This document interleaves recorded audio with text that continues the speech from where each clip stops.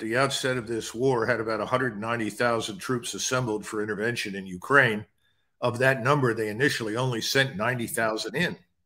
And as we've discussed before, I think Putin was under the misapprehension that this would signal his resolve and Russia's resistance to the transformation of Ukraine into a platform for the projection of hostile military power from the United States and NATO toward Russia.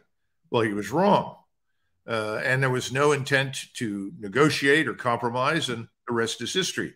So we go from a situation where the Russian military was clearly too small for the mission assigned to it, to a Russian military that has grown dramatically and increased in lethality and capability over the last year plus.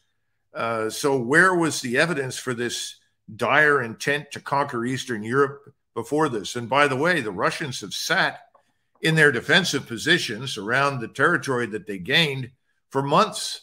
Right. They've had the initiative now for at least 6 months. There's nothing stopping them from attacking. So why haven't they attacked? Well, the answer, of course, from the people in the administration and elsewhere is, well, the Russians are incompetent. They can't do it. Well, that's ridiculous. They've been swatting the Ukrainians like flies. The Ukrainians are being annihilated. Every time they stick their heads up, they're killed. The Russians can clearly attack. Putin doesn't really want to advance any further west than he absolutely has to.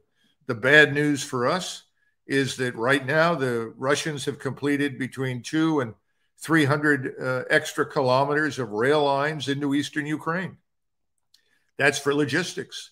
That indicates the real preparation potentially for a massive offensive towards the West. And I think, once again, Putin is wrong. He thinks he's going to get a negotiated settlement, or he assumes we'll go bankrupt and simply leave. You know, that would be nice, I suppose, in some respects for him. But the bottom line is, I don't think it's going to be that easy. But General